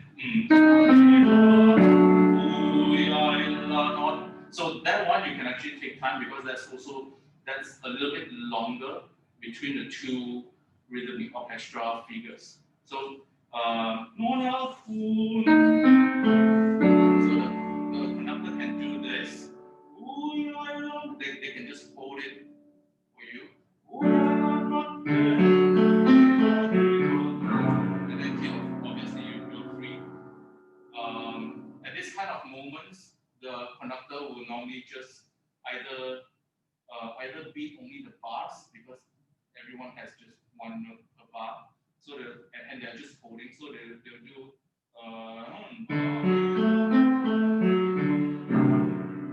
And that's the next part.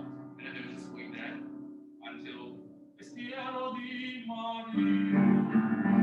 Yeah, then they'll continue with the next thing. So you're free at Edio comincio mai blah blah blah, but Mistero di Marito between Marito and Ingrata has been tempo because the orchestra is in and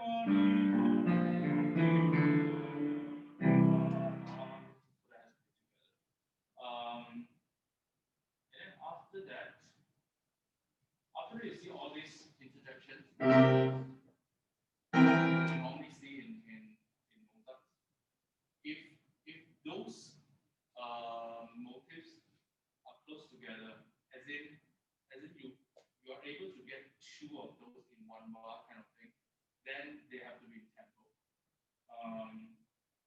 In this case, it's almost as if you have to be tempo.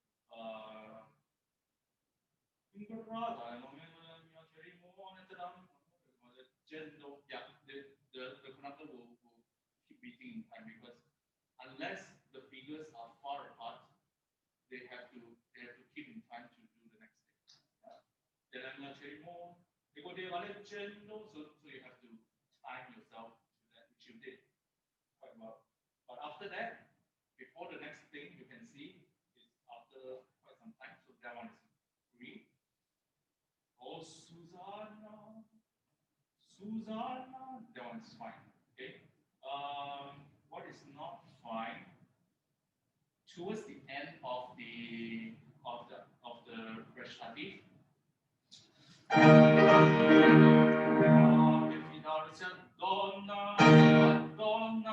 one has to be in tempo. Okay, because donna, you just have to the conductor will be in tempo. And then after that, you don't have to be in tempo because after the conductor can wait. On your folly, and so it is requiring some understanding of conducting when you're doing accompanied recit. But in general, it's just to look at those. Look at rhythmic things from the orchestra. When they're doing those rhythmic things, you just have to be in rhythm. And then when you have some time before the next rhythmic thing, then you can be more free. Okay, just like how you will be in recitative. Yeah. Great. Thank you.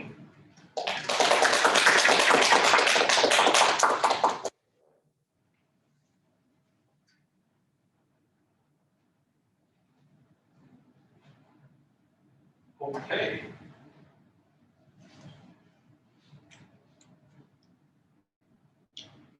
Um,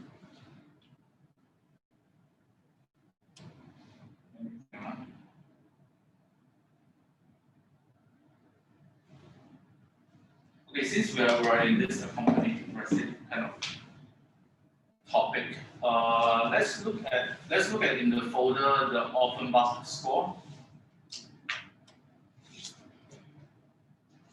That was supposed to be what Joseph will sing today, but he's not feeling very well, so he won't be singing. But I want to talk about how we move on from where Mozart is in terms of recitative. After Mozart, we don't really have the second recitative anymore. Yeah, we don't go on Rossini, where you still have a keyboard player with a cello. But after that, everything is the orchestra. Everything is played by the orchestra. You find it in Puccini, you find it in Massenet. Everything is played by the orchestra, but recitative still exists. Okay, recitative still exists, and especially so in before arias, right? A lot of times if you are performing an aria in isolation, in operas that are after Donizetti or after Verdi, then you will include the bit before that, just so that you're setting the scene kind of thing. So this one starts at the bottom of your first page, where Dappertutto says alle. Okay, so we have, if you look at that and you look at the next page, that whole page is the recit before the third page, which is the aria. The whole page before that was pretty much very rhythmic from the orchestra. You see, okay. So this piece in general, you will sing that in very much in rhythm. Again, now we have more elements that are in recitative. Okay, before this we said in recitative you don't have this high note that you need to worry about. You don't have long phrases that you worry about. You don't have a particular tune that you need to think about. But in this kind of era, you have that. Okay? You have the singing elements. You have the tune. Sometimes you get high notes as well. Okay. So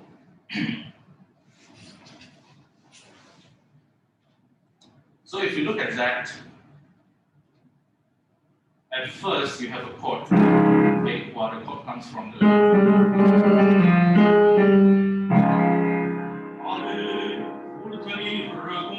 so that one is sort of free because there's just one chord. Okay, but after that it's very rhythmic. And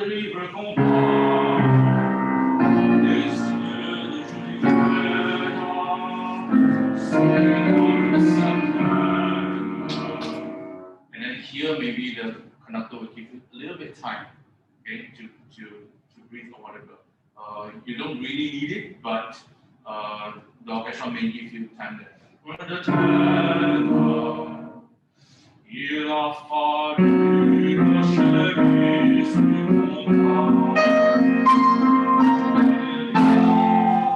Then it is free, little heart eternal. The conductor just plays a chord.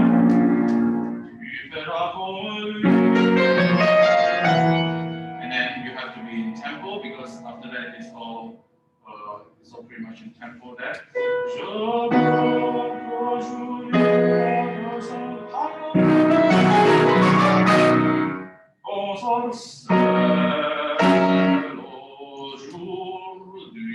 So you see, when the orchestra has something play, and when they stop playing, you will you will be kind of like the only thing that is left over, okay? And which means that you need to take charge of what is happening after that.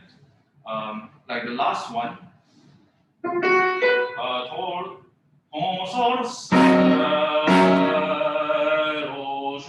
it's very important that we still hear your voice after the loud orchestra chord. If you do, then you're it's like out of the picture a little bit, yeah. Especially these kind of things, when the orchestra is at this point, the orchestra is big, okay. When they have things like those will be loud, and when they have big chords like so you need to make sure that we still hear that note that you are singing after the orchestra is cut off. Okay, so some people might even do things like some conductors will disagree with this very strongly, but some singers will do things like this before the high note.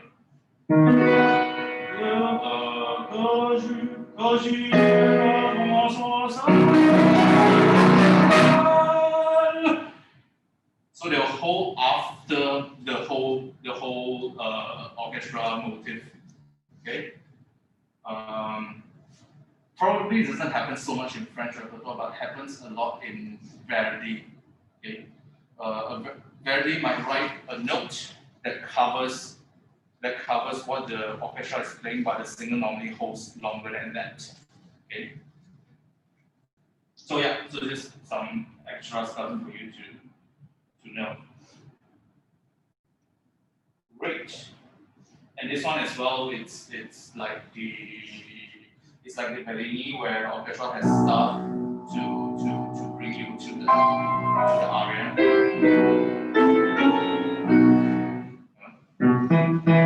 Great. If you don't know this opera, go and listen to it. The Tales of Hoffmann.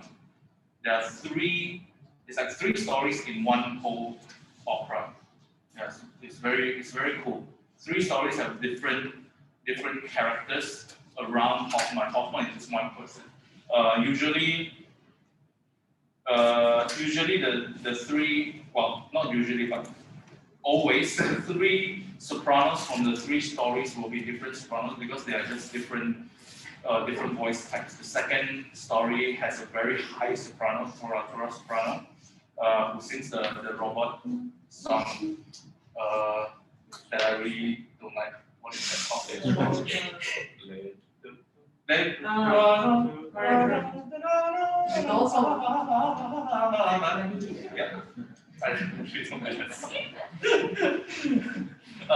And then the third story has a very lyrical soprano, so it's three different sopranos. If you listen to the whole opera, you feel like, oh my god, this tenor so tiring because the Hoffmann is Hoffmann from the beginning to the end.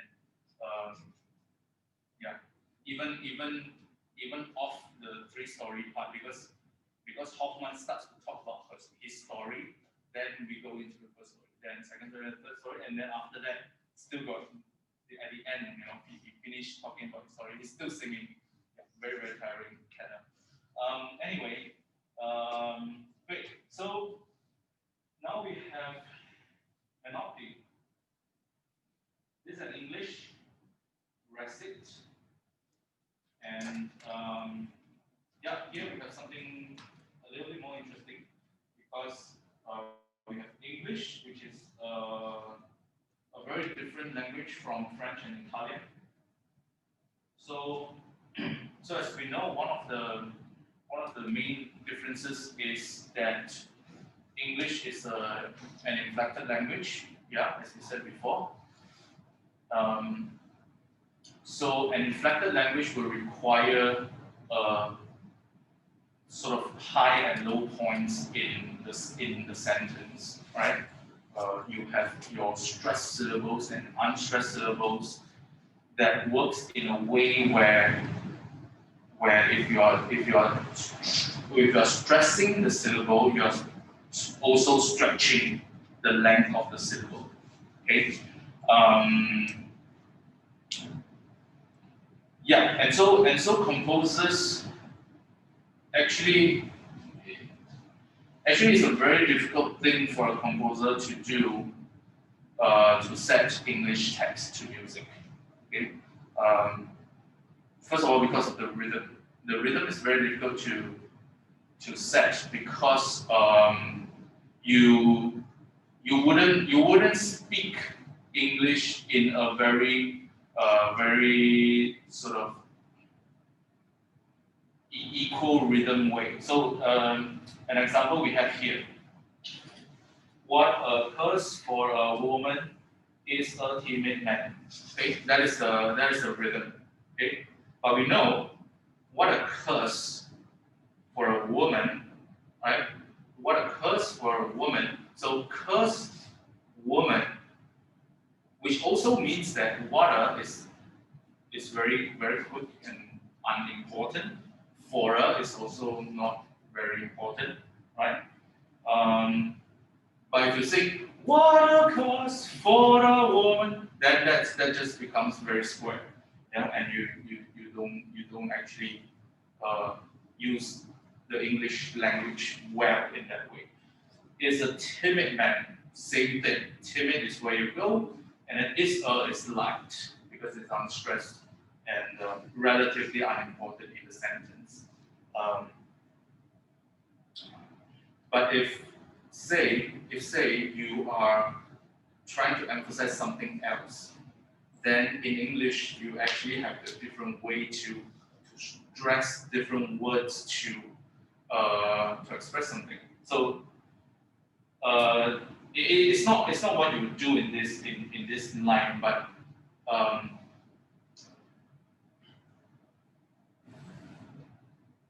if I say what occurs for a woman, that means something else, right? It's a timid man. Okay, you're emphasizing on one actually, not two. A timid man. So then you emphasize a to mean different thing. It's a timid man. You are saying that the man is timid, or it's a timid man instead of a timid woman. Okay, so it changes things. So right here. So then we have what we essentially have in the language, which is the inflection competing with the rhythm that you see, okay, that are equal. And English composers generally just write that way. Even for people like Benjamin Britten, Barber, American composers, or Elgar, people like that. As I said, the rhythm is very difficult to. It's impossible to take that kind of natural speech rhythm, and that I think is also a reason why you'll find a lot of very contemporary composers composing very complicated rhythm for operas. Okay, that is very impossible to count. So because they wanna take away that kind of squareness in the rhythm that you that you normally see on the score. But I don't think any composer like Benjamin Britten or Menotti composing this and expecting that the singer sings, a week has gone by, he had plenty of chances. I don't think they expect singers to sing exactly like that. Okay, so there's this. Okay, and again, this is an orchestral accompaniment. There's no second recitative. But you see that sometimes the composer have things like the first bar, it says con la voce, so it's completely free for the singer to do whatever.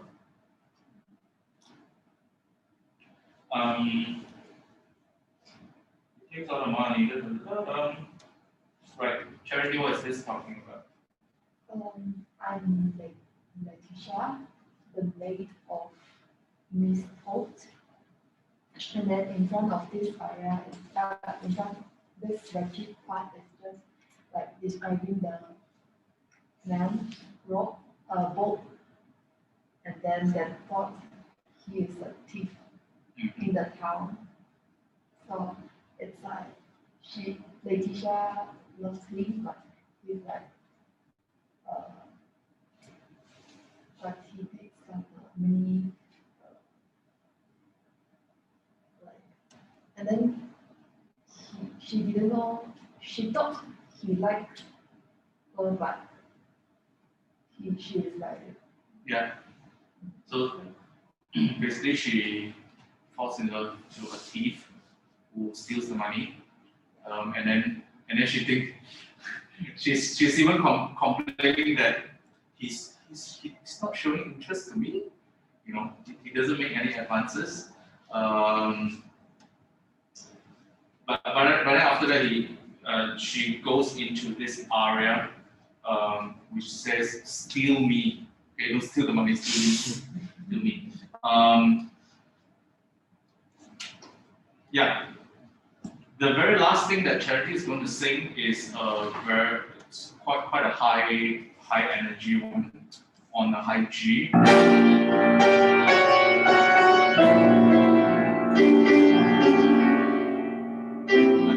then the orchestra has one bar to talk this thing to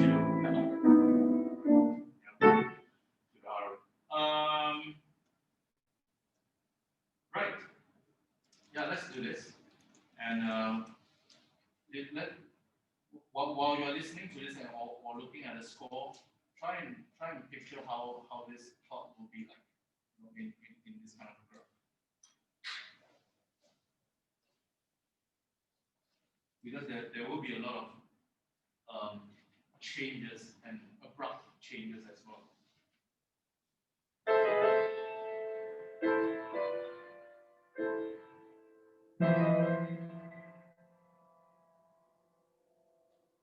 what a cause for woman is a timid man.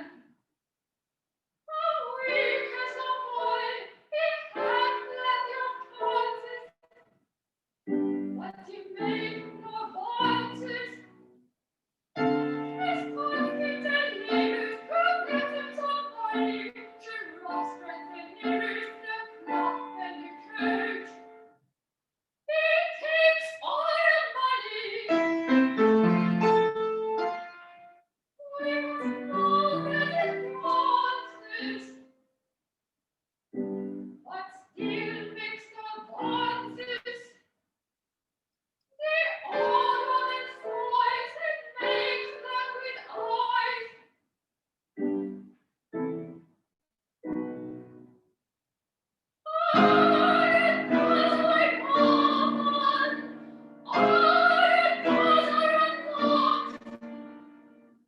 Neither seemed pleased nor shocked. He eats and drinks and sleeps. He talks, obeys my foxy. But that is all.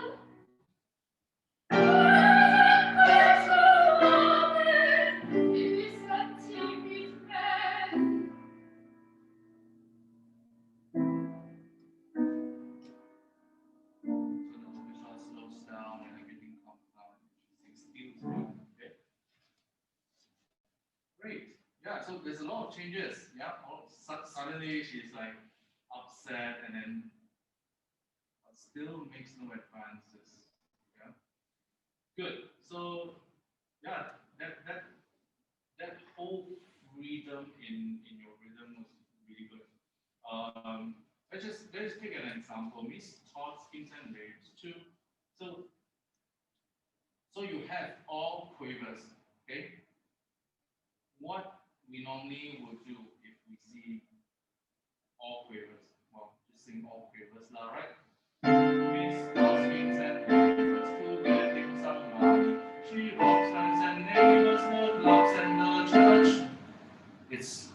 right rhythm, but it sounds like a robot, right? So so what we do, look at the text and say, Miss Todd schemes and labors to get him some money.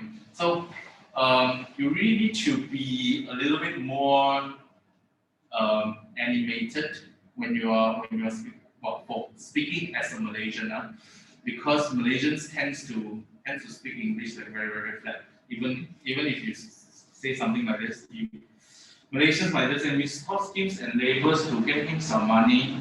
She robs friends and neighbors, the club and the church. Then the rhythm is correct. Okay. So you have to say, so Miss Todd schemes and labors to get him some money. Then you find where the stresses are. She robs friends and neighbors and club and the church. Okay. So what happens when I stress? I stretch a little bit. Yeah, yeah. So the unstressed will be slightly shorter. Okay. Start and one.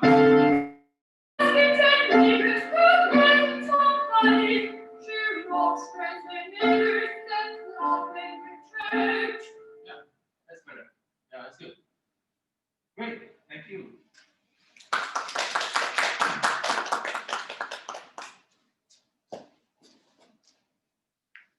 Yeah, and by the way, if you have a French text that has this rhythm, sing that rhythm and you will be a really good French speaker. Okay. Yeah, because if someone sings English like the exact rhythm, people will think that she's French, you know,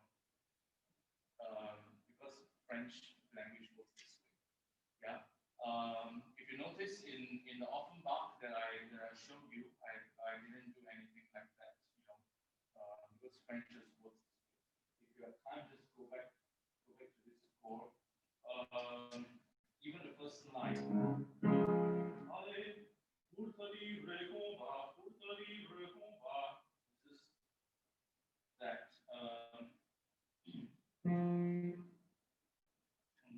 Les yeux de Juliette sont une arme certaine. So it's all in that very written rhythm.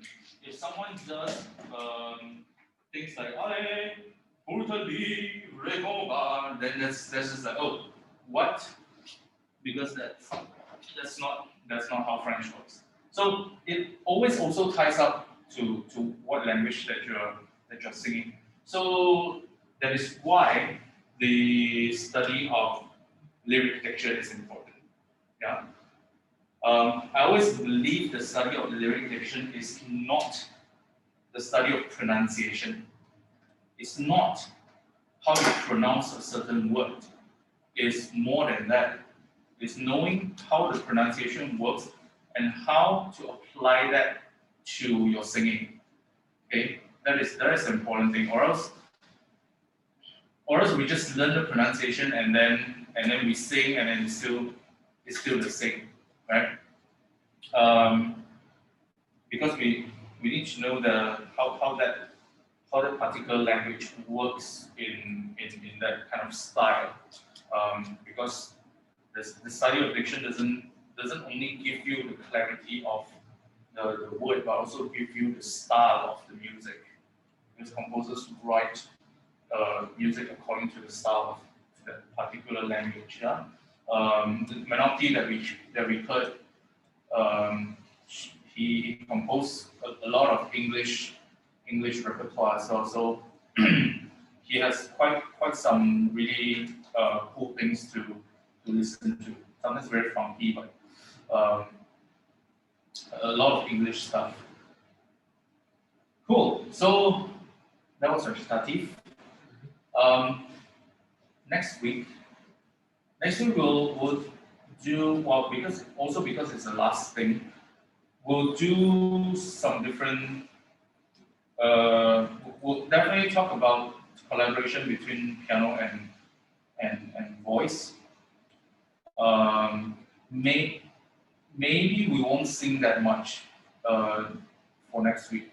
Okay, I haven't really decided yet what I want you guys to sing, but it won't be new things. It will be things that you have sung before, but it won't be the whole thing. It will be like, can you just show us these 8 bars kind of thing? But I'll sort it out and let you know. But it will be more talking about how you communicate with the pianist, either through singing or through what you mark on the score to let them know certain things you want to do, or how to tell them when you need something. Okay, and then we'll do a sort of round up of the course, and we'll all give you some feedbacks individually, for you to know what to work on, what to look forward to, and all those things. Okay, so not Friday, Monday. Okay, not this Friday, but next Monday. Okay, thank you.